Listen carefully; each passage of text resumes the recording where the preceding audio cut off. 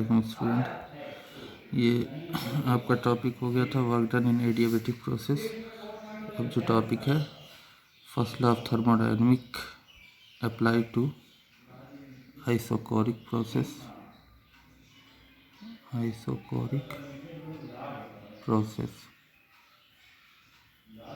As you know that isochoric process is the process in which volume is constant, that is delta V is equal to 0.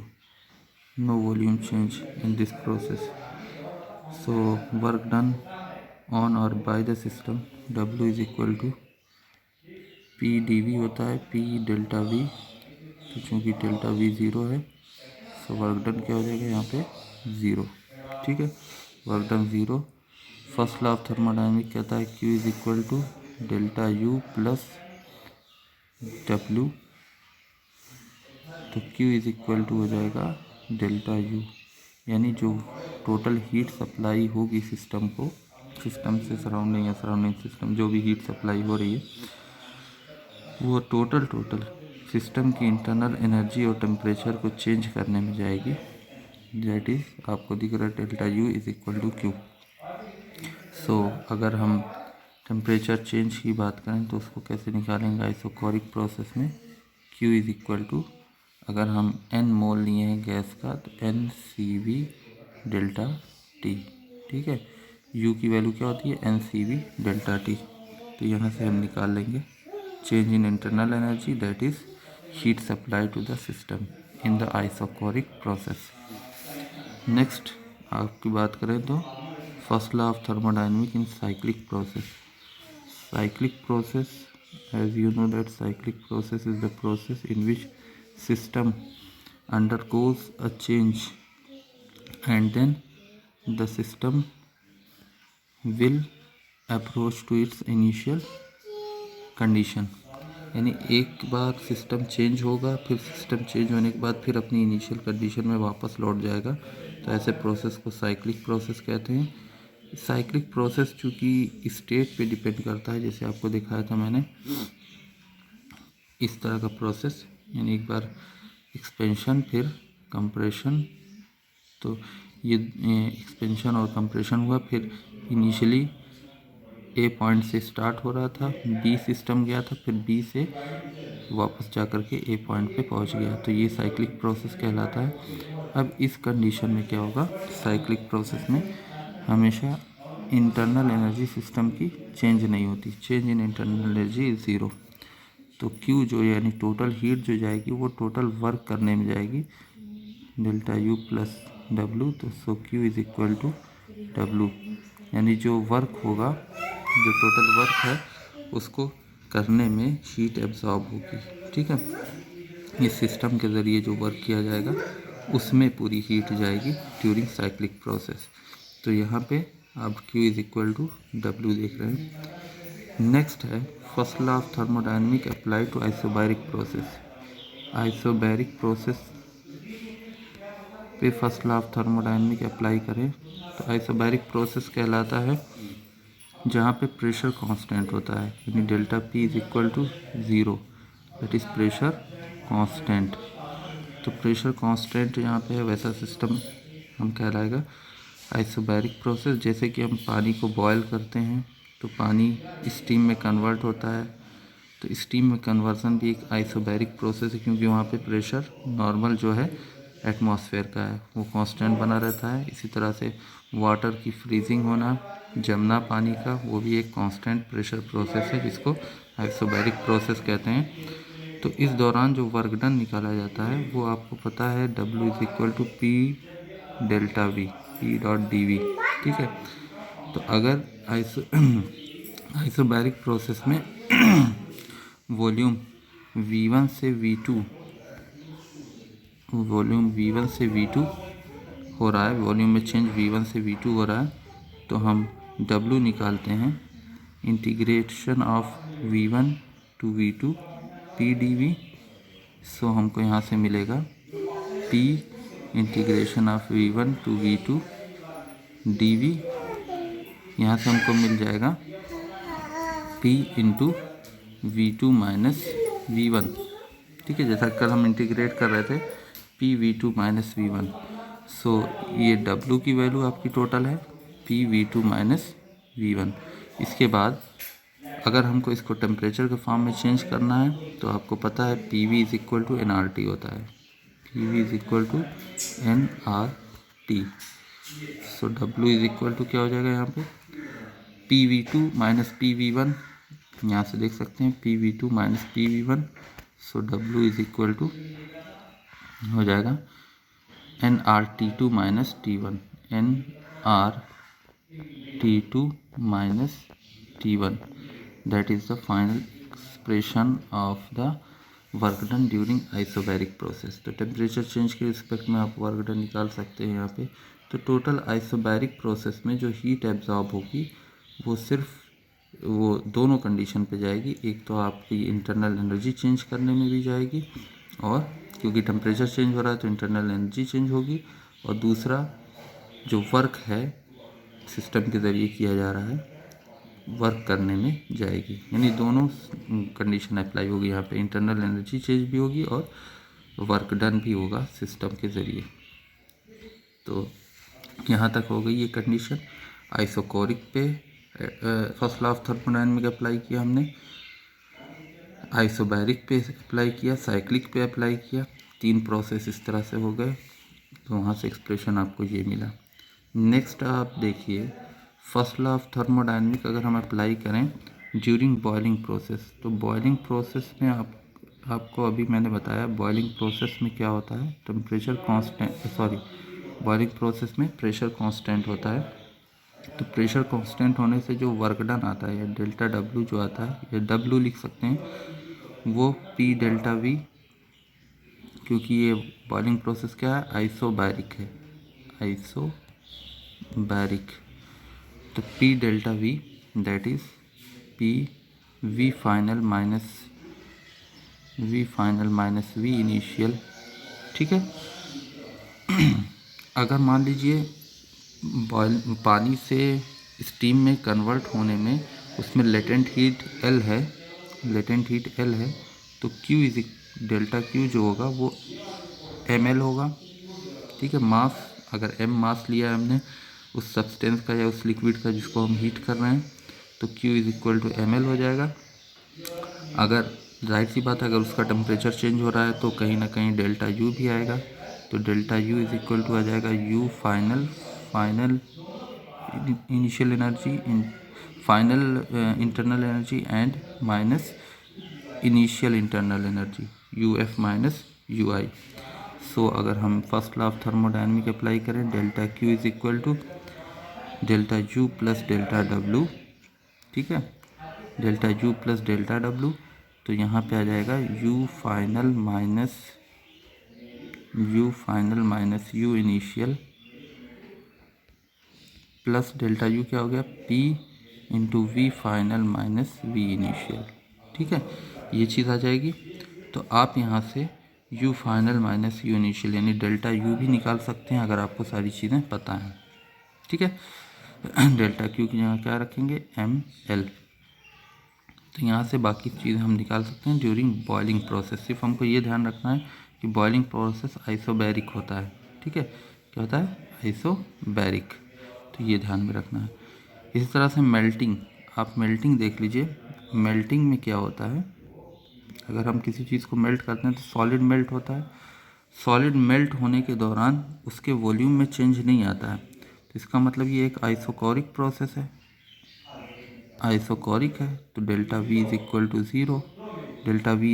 Zero, so work done is equal to zero हो जाएगा, क्योंकि P delta V होता है, तो यहाँ पे work done is equal to zero हो जाएगा। ठीक है। अगर लेटेंट हीट ऑफ फ्यूज़न जो है L है, तो हम delta Q is equal to ml लिखेंगे यहाँ पे, delta Q is equal to ml। और फिर हमारे पास क्योंकि जाहिर सी बात है हम हीट दे रहे हैं तो इंटरनल एनर्जी में चेंजेस आएगा, तो इंटरनल एनर्जी में चेंजेस आएगा तो delta U is equal to U final minus U initial. So first law of thermodynamic कहता है delta Q is equal to W plus delta U जो भी, तो delta Q is equal to ml latent heat of fusion mlf लिख सकते हैं हम, is equal to W is equal to 0 and delta U is equal to U final minus U initial. This is the expression under the condition when the solid is melting. ठीक है, तो हम यहाँ से चेंज इन इंटरनल एनर्जी निकाल सकते हैं if I know that about the mass of the substance and the latent heat of the fusion. ठीक, नेक्स्ट एक एग्जांपल में आप आइए. इसमें एग्जांपल में कहा है कि compression ratio of a certain diesel engine is 15. Compression ratio जो होता है, कंप्रेशन रेशियो कहते हैं वॉल्यूम के चेंजेस का रेशियो. ठीक है, वॉल्यूम में चेंज जो आता है उसका रेशियो, यानी initial volume to final volume. V1 अगर इनिशियल वॉल्यूम V1 है, फाइनल वॉल्यूम V2 है, तो कंप्रेशन रेशियो दिया है 15. तो V1 is upon V2 is equal to 15. This means if the initial pressure दिया हुआ है, यानी यहाँ से हम V1 और V2 के फॉर्म में एक्सप्रेशन बना लेंगे. V1 is equal to 15 V2. तो इससे आपको दिख रहा है कि इनिशियल वॉल्यूम जो था वो 15 टाइम्स फाइनल वॉल्यूम से ज़्यादा था. इसका मतलब वॉल्यूम घट रहा है. ठीक है, वॉल्यूम जो है वो घट रहा है. नेक्स्ट है इनिशियल प्रेशर गिवन है, that is 10 to the power 5 pascal. ठीक है, 10 to the power 5 पास्कल. और इनिशियल टेम्परेचर दिया हुआ है T1 is equal to 300 kelvin. ठीक, find the final pressure and temperature after compression. Pressure पूछ रहा है P2 और T2 पूछ रहा है आफ्टर कंप्रेशन. ठीक है, और इसमें गामा दे रखा है. गामा इज ये तो आपको पता है कि गामा जो होता है CP और CV का रेशियो होता है. CP upon CV is equal to gamma. ठीक है, तो इससे हम CP और CV में रेशियो निकाल लेंगे. अब आप देखिए यहाँ पे सारी चीज़ें दिया है. ये एक प्रोसेस, सबसे पहले हमको प्रोसेस समझना पड़ेगा ये कौन सा प्रोसेस है. तो आप कंप्रेशन के दौरान यहाँ पे कोई भी जो हम कहें हीट एक्सचेंज नहीं हो रहा है. तो हीट एक्सचेंज नहीं हो रहा है तो एडियाबेटिक प्रोसेस कहलाएगा ये, एडियाबेटिक प्रोसेस. तो एडियाबेटिक प्रोसेस में आपको पता है PV is equal to constant होता है, कॉन्स्टेंट. तो PV is equal to constant का मतलब P1 V1 की power gamma is equal to P2 V2 की पावर गामा, यही ना. तो यहाँ से हम P2 निकाल सकते हैं. P2 इज इक्वल टू क्या हो जाएगा, P1 V1 अपॉन V2 की पावर गामा. ठीक है, जैसा कि आपके सामने सारी चीज़ें दे रखी हैं. P1 भी दिया है, V1 अपॉन V2 का रेशियो दिया हुआ है और गामा दिया हुआ है. तो आप P2 यहाँ से कैलकुलेट करेंगे, तो खुद से करिएगा कैलकुलेट. इसकी वैल्यू आएगी 44.3 into 10 to the power 5 pascal. ठीक है, ये वैल्यू आएगी. नेक्स्ट आपको पता है एडियाबेटिक प्रोसेस में एक और चीज़ होती है, यानी जो टेम्परेचर होता है वो भी, टेम्परेचर और वॉल्यूम का जो प्रोडक्ट होता है वो भी कांस्टेंट होता है. तो इसका मतलब T1 V1 की power gamma is equal to gamma -1 निकाला था. T1 V1 की power gamma -1 is equal to T2 V2 की पावर गामा -1. ये होगा TV की पावर गामा -1 निकाला था हमने ना. तो ये कांस्टेंट होता है. तो हम यहाँ पे क्या देख सकते हैं, हमको T2 निकालना है फाइनल टेम्परेचर. तो T2 is equal to T1 into V1 upon V2 की power gamma -1. As you know that all the quantity are given, so you can calculate T2. The value of T2 should be calculated as 886 Kelvin. ठीक है, ये आप calculate करें खुद से तो फिर हमको इसका वो देंगे. हम कुछ चीज़ें आपको भेज देंगे न्यूमेरिकल के फॉर्म में, जिस पे आप प्रैक्टिस कर सकते हैं. ठीक है, एक क्वेश्चन और समझिए इसी तरह से. 2 different adiabatic part for the same gas intersect 2 isothermal at T1 and T2. एक डायग्राम दिया हुआ है यहाँ पे, इसको आप देखें. डायग्राम कुछ ऐसा है, प्रेशर और वॉल्यूम में एक डायग्राम शो हुआ है, कुछ ऐसा है ये ए बी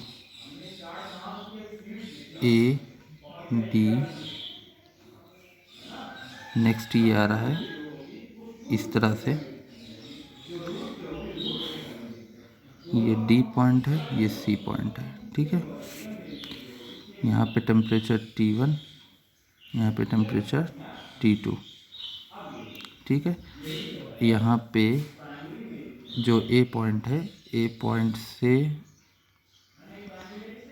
ये VA है, वॉल्यूम एट VA है, डी पॉइंट पे VD है, और फिर देखें तो बी पॉइंट पे VB वॉल्यूम है, और सी पॉइंट पे VC वॉल्यूम है, ठीक है। तो ये चीज़ है फॉर एडियाबेटिक प्रोसेस का। आप देख रहे हैं B2C एडियाबेटिक है, क्योंकि इसको कैसे कह सकते हैं, B2C एडियाबेटिक है। अब B से C देखिए, प्रेशर जो है, वॉल्यूम और प्रेशर घट रहा है और वॉल्यूम क्या है, बढ़ रहा है, ठीक है। प्रेशर घट रहा है, वॉल्यूम बढ़ रहा है, तो वॉल्यूम यानी एक्सपेंशन प्रोसेस है। एक्सपेंशन प्रोसेस में यहाँ तक हम कह सकते हैं कि यहाँ पे हीट जो है ट्रांसफ़र नहीं है, हीट ट्रांसफ़र नहीं है। तो हम BC कर्व में देखेंगे, यहाँ पे BC कर्व में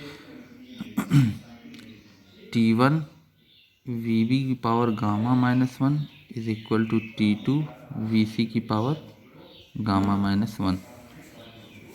उसके बाद एडियाबेटिक कर्व जो है AD, ये एक्चुअल में एडियाबेटिक का ही एक वो है, ये एग्जाम्पल में कहा है कि ये एडियाबेटिक पार्ट है किसी भी गैस का।